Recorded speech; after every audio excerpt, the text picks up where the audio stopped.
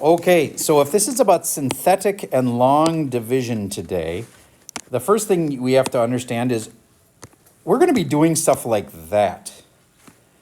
And if you think that looks incredibly intimidating, I get it. But honestly, it's not bad as long as you understand that there's long division, plain old-fashioned long division like this. If you understand how to do this, then you'll understand how to do that. But I get it. If I right now asked how many of you with certainty of if your life depended on it, how many of you would know for sure how to do that and how to show the work properly? I know not all of you would raise your hand, okay? Because why does the work properly thing even matter? Because when you're doing polynomials, you have to bring things down in exactly the right places. And if you don't, you'll screw it up. So this is really picky stuff. Okay, so let's do this first one together. Would you agree that 2 goes into 4? Okay, so what do? I put a 4 up here? Yeah, no, 2. Oh, 2 up there. Okay. So I put a 2 up there. And then I go 2 times 2 is 4. And then I draw a line. And now this is in a part where I'm going to say it a little differently than what your elementary teacher said. They always said, now subtract those 2. Nope. What you really should do is change this to the opposite sign. Because when you're doing polynomials, sometimes it's a negative and a positive and a negative. And you have to change all the signs to the opposite of what they are. Okay, so we don't want to just think of it as subtract. That blue sign there, that's me changing it to the opposite sign. All right, next. That does make, when I combine them, don't think add or subtract. Sometimes it's a negative 4 on top. You never have that like this, but in polynomials you will. You have a negative 4 and a negative 4. Is that really subtracting? Well, not really. It's combining them. So I combine these together and I do get 0. And then, do you guys remember that the 5 comes down? Okay, then I go 2 goes into 5. How many times? 4. And 4 times 2, notice I move this times this and I put it. What? What just happened? It's not 4. I'm thinking like Tadros here. 2. 2 times 2 is 4. And then I subtract. No, do the opposite of. I know, it's picky, but I'm telling you, the polynomials, you have to do the opposite of every sign right there. So this is the opposite of the 4. And now I'm going to make 1, and then what the heck do you do with the 1? Other than just saying the remainder is 1.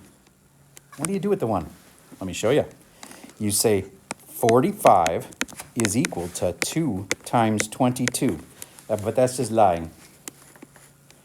How could I finish? Yes?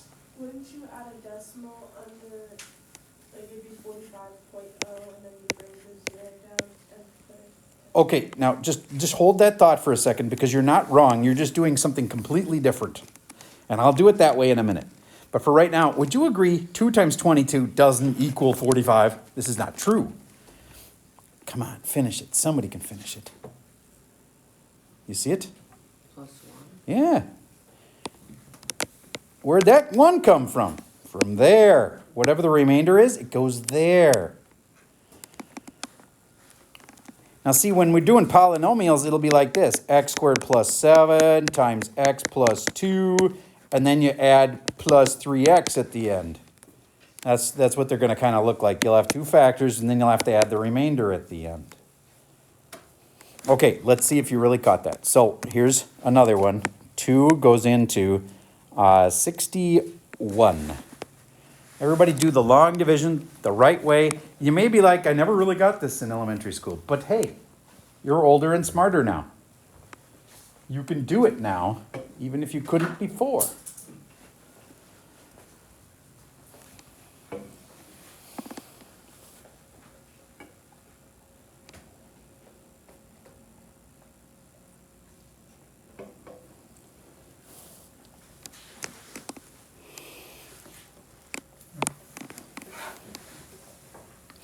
Okay, did you go 3 here? And then notice 3 times 2 is 6 here. And then make it the opposite of the 6. And then 0 here. Bring this down. Am I just done? This is weird, but sometimes you have to hold a place, because I think you all know the answer isn't 2 times 3 makes 61, right? But when you go 2 doesn't go into 1, what do? Remember, Michael? Put a 0 there? Yep. Now it's 2 times 30. Is that getting close to 60? Yeah. Oh, so the answer 61 is 2 times 30 plus 1. That make sense? You guys are not giving me any signs that you're understanding anything. Okay, good. All right. Then let's see if you could do it with a basic polynomial. You ready? X squared plus x. Put a big divide like this, and now put an x out here.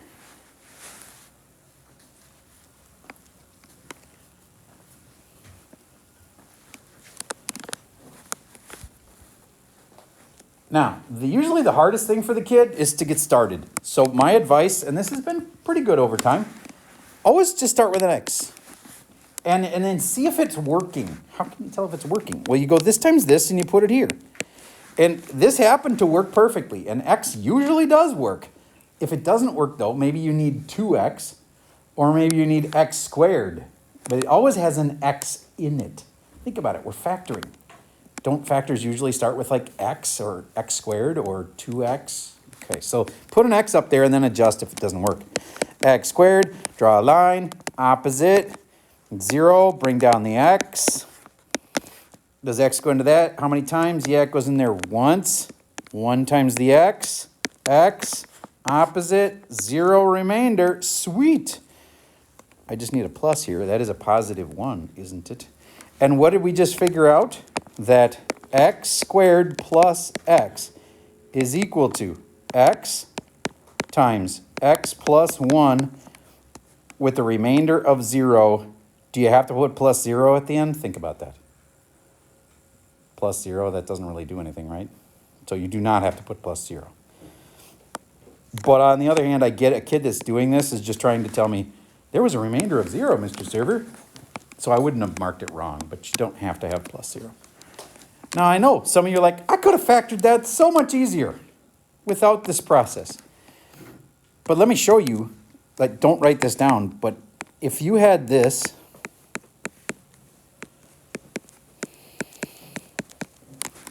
that's not so easy to factor.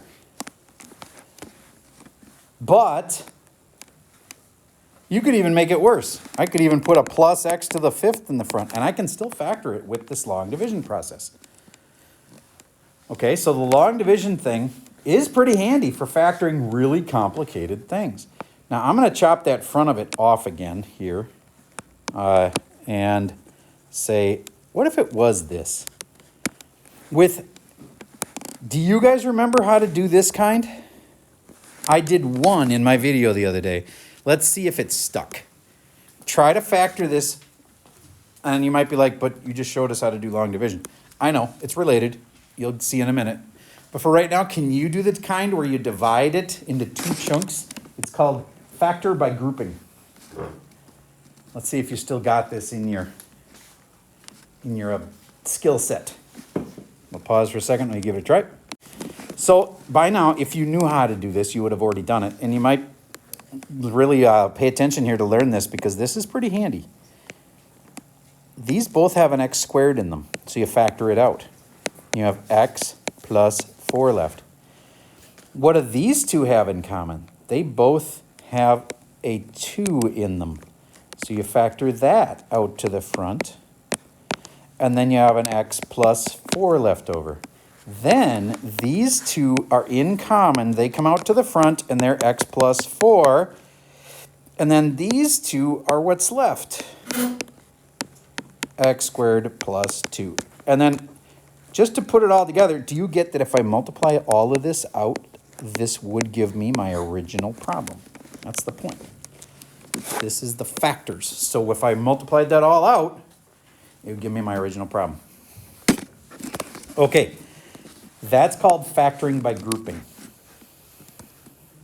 Let's see if you can take that same exact problem. Everybody put this one under the den. The dividend is in the den. You get how a bear climbs into a den to survive the winter? This one is called the dividend. The one on the outside is called the divisor.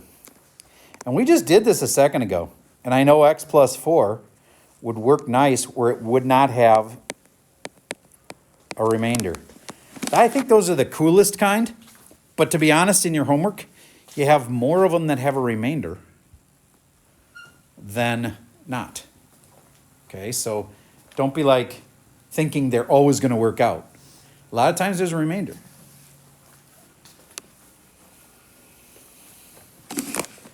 Okay, so please don't just skip the middleman. I know we know the answer and we could just put it up here, but what did I say we should start with in general?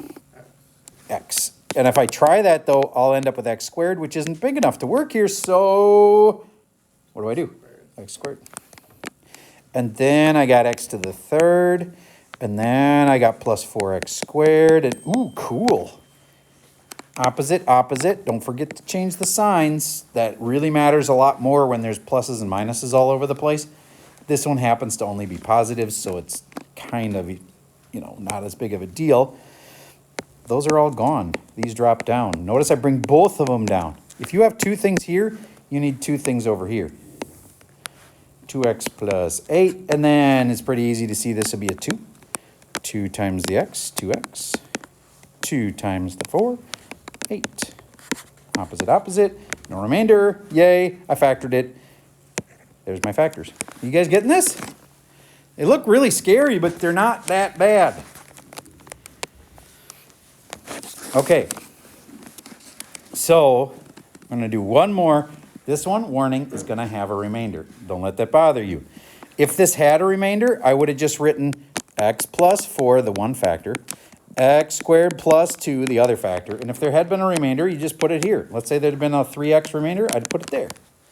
Okay, so it's not that much harder. It's just if they come out with a number down here, you'd put it up there. All right, so let's try one more like that. X to the third plus 5x plus 1 with an x plus 2.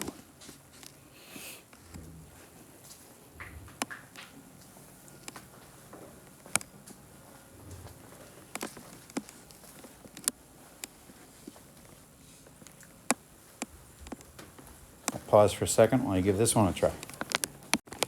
Okay, let's see how you did. This one didn't come out as pretty. Still should have worked though. So let's go with x squared goes here. X squared times x.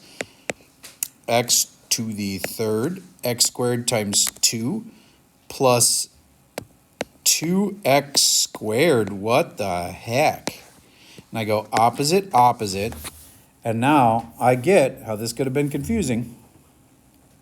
Did you know to put negative 2x squared plus 5x down here?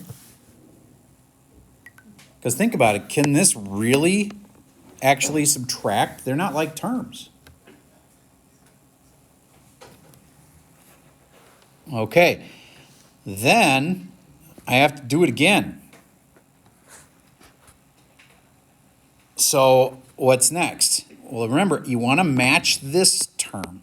So I'm going to use a negative 2x, and now negative 2x times x makes negative 2x squared.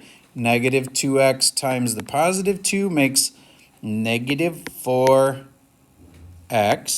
Then don't forget to go through and do opposite, opposite sign. And 5x plus 4x makes 9x. Now I can bring down the 1. Always need two terms down here to match the two terms over here. And then you need a 9 here. 9 times x is 9x. 9 times the 2 is 18. What? It's okay. It's going to have a remainder.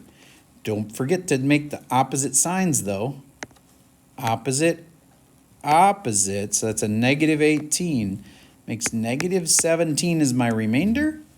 So you could say that x plus 2 and x squared plus, minus 2x plus 9. And then there's that little minus 17 at the end to make it all work. That's the remainder. So did this one work perfectly? No. These were not factors all by themselves. But when you put that remainder in there, who had a remainder of negative 17? Raise your hand if you did. Only a couple of you. All right, that was a tough one. I'm guessing it's because of this part right here. How many of you got a little bit shook when that happened? Okay, I'm seeing a lot of nodding heads. All right. Do you get all I had to do, though, was put it down here? I mean, that's all I had to do is put them down together because they could not get subtracted. All right. Now, I think a minute ago you were all feeling like, oh, this is easy. Now it's back to, wait a minute, this is kind of hard. So let's do one in the middle. This one's doable. X squared plus 6x minus 7. And then let's do a x. If I want to make it work, somebody smart will be able to tell me what to put out here. If I want this to work, as in have no remainder, somebody tell me something I could put out there. He's right. Now remember, we'll be given that, so you won't have to know a factor of it, but he was smart enough to think, oh, this thing factors, and I can use one of the factors of it and put it out there. Okay. Give it a shot. I'll pause for a second. This one should have a remainder of 0 if you do it right. All right.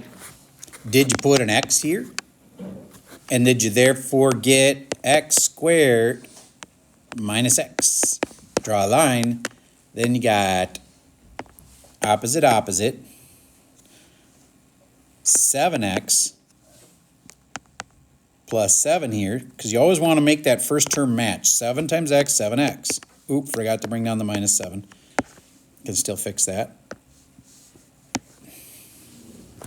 And now, 7 times the negative 1, negative 7. Oh my gosh, look at that. Opposite, opposite. See how nice that worked out? So then both things cancel. 0 remainder. X minus 1. X plus 7. All right, one last thing.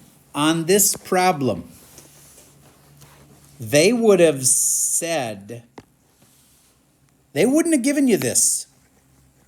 They would have, but in an obscure way. They would say, hey, 1 is a root. By knowing 1 is a root, you could know that x minus 1 would be a factor. So typical way we test you on this is we'll give you one of these, and then we'll say something is a root. You have to go, oh, so x minus that, because 1 is supposed to make this equal 0. A root means 0. So 1 is a 0 means that x minus 1 would have been the factor. See if you understood what I just tried to tell you. Write this one down. X to the third minus 3x squared plus 2x, let me think, make it work, minus 6. And then on the outside, I'm going to say that 3 is a root. You could translate that to 3 is a 0. And then you could translate that to a factor that goes with that. 3 is a root. Now, one last thing, they throw in this c equals 3 is a root because of a definition of a polynomial remainder theorem that don't worry about the c. When they say that it's a root, don't worry about the letter c. It's just like a definition thing. I really wish they would have called it r for root or z for 0. But unfortunately, they threw in a new letter, c, into this polynomial remainder theorem. So anyway, they say 3 is a root. Did you process that I meant then that x minus 3 was a factor? Okay, now let's see if you can do polynomial long division well enough to finish the deal. Anybody actually done already? Ooh, that's a decent number. All right, catch up, everybody. I'm going to give you a second to finish that. Okay, let's see how you did. I'm hoping that you put a x squared up here. That makes it x to the third, and then minus 3x squared. Dang, that worked out really nice. Opposite, opposite. Some of you guys are skipping that step, and it's going to bite you later. Drop this, 2x minus 6, and then plus 2. 2 times the x, 2x. 2 times the negative 3, negative 6. Opposite, opposite. 0 remainder. Cool, it worked. Raise your hand if you had that one right. Okay, awesome. Now, let's see who can handle this little extension. I'm going to put a 3 here.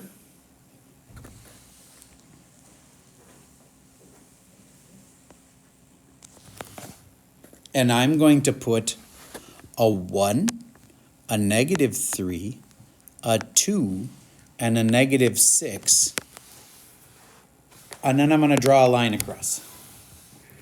And this is not part of the problem. It's like it's like the square root sign, or like the dividend, you know, where the thing climbs in the den. It's just a bar. Do you see where I got those from? It's like I took off all the x's. See what I mean? This one, it's where this was a factor, this is the 0. Or the root. And all of the coefficients here, here, here, and here match up with those. Now, how is this a shortcut? Because watch how fast I can get the answer. This drops straight down. You could think of it as I'm adding it to nothing underneath it. Like there's a 0 here. And I got a 1 there. Then I multiply it. 1 times 3 is 3. Then I add these straight down, I get 0. Then I multiply that by 3, and I get 0. And I add these straight down, I get 2. And then I multiply 3 times 2 is 6, and I add them straight down, I get 0. I know that's my remainder.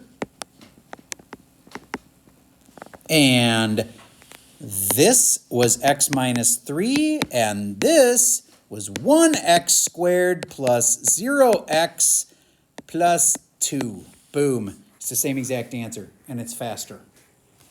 You might be like, don't like it. I like the other way. Fine, no problem. But this was all add right here. And these were all multiplies. That times that, that times that, that times that made the 6, and this was the remainder. Questions? Yes? How do you know if it's x squared or not? Good question. This, in order, these guys right here, this was the constant that doesn't have an x. The first one next to the remainder is the constant. This is the x's, and this is the x squareds, and the next one over, if there had been a next one over, would have been x to the thirds, x to the fourths, etc. All right. I'm going to do one more with synthetic to see if you get synthetic, because it's a shortcut, and some of you guys are going to like it. And some of you guys are going to be like, it's hard enough to do this long division. I'm just going to stick with that. And I respect that. That's fine. Long division will always work. Okay. X squared plus 4x minus 5. And this one's going to be, can somebody tell me what one of the factors of that is so it makes it easy on me out here? X what? Think about it.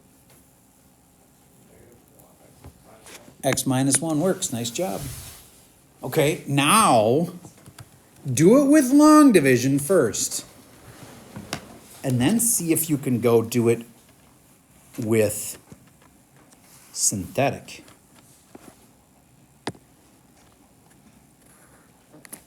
Michael, you're drifting. Happens. Kind of warm in here today with the sun pouring in. Neil, can you tell me what you put right here?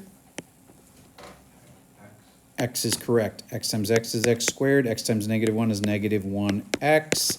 And then I go through and, careful, change the signs. If you've been skipping that part, that's where it would have burned you, right there. 4x and 1x makes 5x. Sasha, what's next? Up on the top, what do I put? Oh, you got 5. A plus 5. 5 times x, oh wait, and I gotta bring this down. 5 times x is 5x. 5 times negative 1, negative 5. Sweet. Opposite, opposite. Everything's a 0. Yay, 0 remainder. And it's done. But now the real challenge, the real reason I did another easy one, is to show you this. I could have used 1 for the root, you know, came from here. And then 1, 4, and negative 5. Draw a line. Drop it like it's hot. Only time you're going to hear me quote Snoop Dogg. 1 times 1 is 1. Add them. 5. Multiply them. 5 times 1 is 5. Add them. 0 remainder. And if you're good at this, it's pretty quick to go, that's x minus 1. So easy to say x plus 1 by accident. And this is the remainder. And so this would be a 5, and this would be a 1x. And there it is. It's the same exact answer I would have had. Do you get how synthetic is a little faster? Okay, last melon today. Last thing I can teach you. What if they said it had a multiplicity of 2? The multiplicity of 2 would have meant that this whole thing, when you were done with the problem, you could have put a squared on it. Do you remember the multiplicity of 2 thing meant that there's like a power there? You would still do this the same way. You'd get the problem all done the same way, but then when you're done, you'd know if this has a multiplicity of 2, then there'd be a little squared right there. Okay, this problem did not have that, but you're going to see some in your homework that do. And when they say, by the way, this has a multiplicity of 2, that means at the end, you're going to have a squared right there. Or maybe it's the other one that had a multiplicity of 2, then it's squared right there. But How would it say, yep. how would you know which one? It will tell you which one has a multiplicity of 2. So if it said that the root of 1 has a multiplicity of 2, see, this is the one that has a root of 1. And if it has a multiplicity of 2, then there has to be a squared there. All right, that's for down the road in the most complicated homework problems. All right, now I got to take a moment to review. Everybody take a look at this problem. I would say that our test is half and half. The test, first of all, it's not tomorrow. Okay, but it is coming frighteningly fast. After break, during which I promise not to give you homework. That's a new thing as of a couple of years ago that the principal decided, I'm just going to pick some certain times of the year like Christmas and that, and they're just not going to have homework, period. Teachers are not allowed to assign it. And you can't cheat and like make something due like the day after that, which is like a whole huge project. You know what I mean? Don't do that to the kids. Let them have that week off. So I'm doing that tomorrow. That means I'm going to do something in class, but we're just going to like learn something, practice it in class, and then you're done. No math over the long weekend. Unless you have old stuff that's missing and you want to catch up, that'd be smart, but you don't have to. Okay, so Do you remember this? Because half of our test, which comes pretty quick after the long weekend, it'll be on Tuesday or Wednesday. I'm leaning towards Wednesday. The stuff that comes after the long weekend, there's only one new thing I have to teach you. And then we'll review and test. Okay, so anyways, do you get how to do these? Do you get that -1 is a thing, and that 2 is a thing, and that 1 is a thing? What are those things? X-intercepts, zeros, both right answers. Here's 1, here's 2, here's -1. Those are important spots. Do you know which ones are bounces and which ones are snakes? Bounce, bounce, snake. Can you draw the line through it then? I know which end is up and which end is down. Do you? That's a typical test question. I know where it bounces and where it snakes. And I know some of you, like me, are going to have a little bit of a disability in writing the snake. It's really hard to draw them and make them look exactly right. The example I want to give you is always x to the third, because x to the third obviously is a snake, right? And it looks kind of like that. But it's really hard to get that exactly right. If I was going to be better at it, I'd try to make sure it was curving and no sharp angles. And anyway, that kind of look for the x to the third. And if you just label it as snake, that'll help me say, oh, okay, the kid was trying to do they recognize that it is an x to the third and therefore trying to do that little curvy dipsy-do. All right. I always start on the right. Owen, do you know which part of this thing tells me the right end behavior?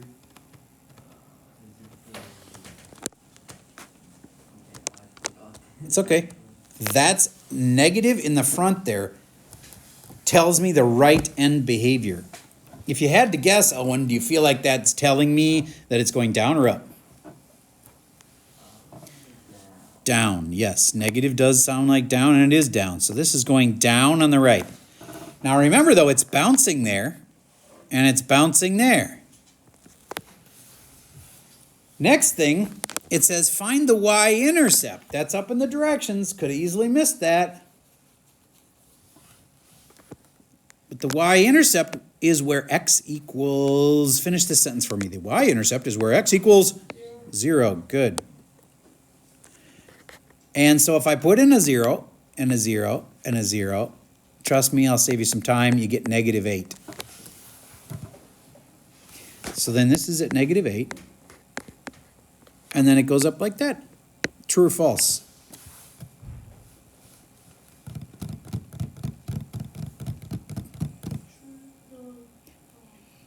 It does go up on the left, but yes, that is not at all even trying to be a snake, okay?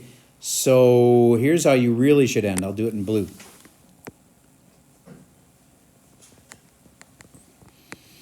And then, just in case Mr. Server wants to know that I knew it was supposed to be a snake, I'm going to write snake.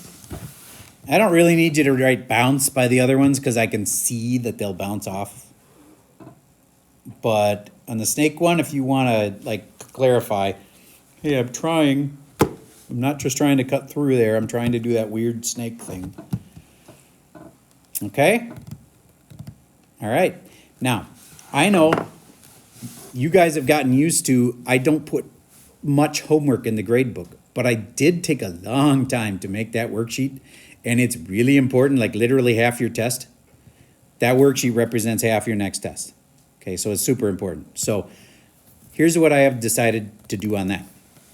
Because I can't assign homework over the break, and that actually was yesterday's homework, but I'm also a realist. Half of you probably haven't finished it yet. I'll just say it that way. So I'd like you to, you got it, you've got the key for it, right? And now I want you to type your answers into a Schoology quiz. If you look in today's folder, Today is the 23rd. There is a Schoology quiz there that's going to put it into your grade. So you're just going to type your answers into the Schoology quiz if you finished your quiz or your worksheet. You do need to drop the worksheet. You know why? Because I'm afraid some kids would just simply copy the key into the Schoology quiz and not do the worksheet. Obviously, that would kind of defeat the purpose. Are you cheating if you look at the key? No. You're learning if you did it right. There's nothing wrong with that. If I have two kids and one checks the key and one doesn't, well, one of them knows if they're doing it right, and that's good. Okay, but if you just copy the answer key into the Schoology quiz, yeah, that's cheating. Don't do that. Okay, so you turn the sheet into the box, and then you also type the answers in the Schoology quiz. It'll tell you how many right you got. And yay, that's due by tomorrow, even though technically that worksheet was due this morning at 8 a.m. But it's okay. Not going to be judged on that unless you don't have it done by tomorrow. Okay? All right. Now, let me tell you which one's off your homework for tonight that I would strongly recommend you do. Just a little premature for that. I need to just show you one more. I did this one with my other class. I should do it with you. Let's just do one last one. We'll do it with synthetic and long, and then I'll show you some problems to do for your homework. What goes here?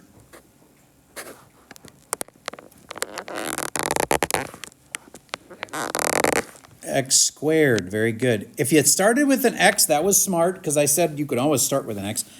And X times X made X squared, which wasn't quite enough. So we need X squared to be there, so that X squared times X will make X to the third. And now I know we're off on the right note, so then we keep going. And then it's negative 2X squared. Draw the line. Opposite, opposite. If you've been skipping that step, that's where you'd get burned. 6X squared. L, tell me the next step from here.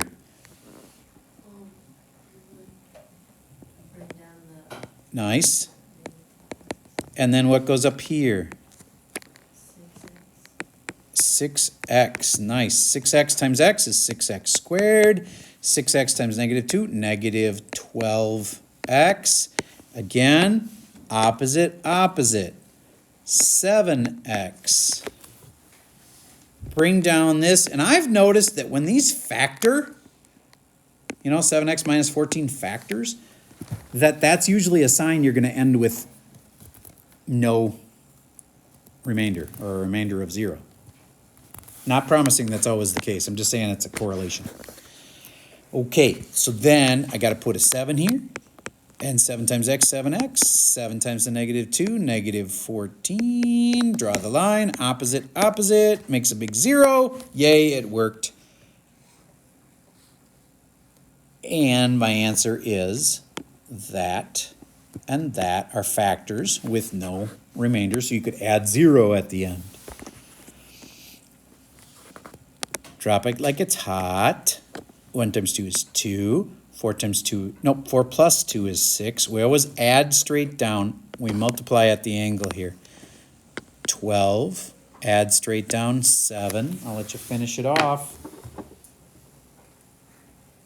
Do you have to do both of those? No. The point is, you could have used synthetic. But I want to warn you. Long division always works. Synthetic will fail sometimes. If there's a missing term in synthetic, it gets all screwed up. So it's a neato shortcut. Don't have a huge, like shortcuts that don't always work are kind of have a really dark side. If it doesn't always work, I don't want to just do something because it saves me a little time if it doesn't always work. See, the scary part is some kids like synthetic so much that they try to do the whole test in synthetic, and it doesn't always work. It's the long division, it'll always work. So if you're like, should I really learn this synthetic thing? You don't have to. People that skip long and just do synthetic, you're going to get burned. So is there a better one? Yup. Kind of like the quadratic formula just always works with every quadratic ever. The synthetic is not perfect, but long division always works with every polynomial division ever. Okay? Hey, we made it to the end. So now I can tell you which ones you can skip in your homework and be still good. Again, I can't make you do any of these, but here's some in the homework that are particularly onerous that you don't need to do. I think the very first one's good because it's nice and clean and simple, and it does have a remainder. I want to warn you. A lot of people feel like, number one, they're doing it wrong because they have a remainder. There's a remainder. That's common. I think number 3 is pretty good. I feel like number 5 has so many missing terms, it may be a little bit gross, so. Then, on this page, number 7's good. I think 11 and 17, I think we can do better on a different page.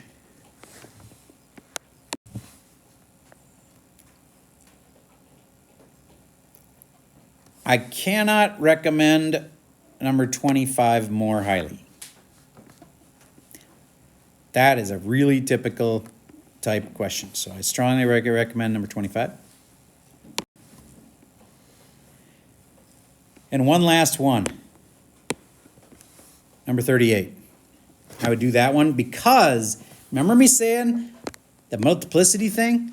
That means at the end, the negative 1, 0, which by the way means the factor would be x plus 1, you know? Remember?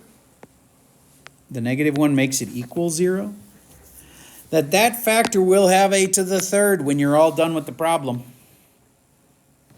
But I wouldn't put it in there when you're doing your long division. Just confuses things too much. Okay. That's what I would do to get ready for your next test. That was a lot. You paid attention well. Appreciate your full effort here. Now, follow it up by doing a few homework problems, and then you'll be golden. Decide to skip this today, and then we have a 4-day weekend. You're going to forget I ever taught you this come Monday. Okay? So it's worth doing a little bit of practice tonight. Make it stick. That's all I got for you for today.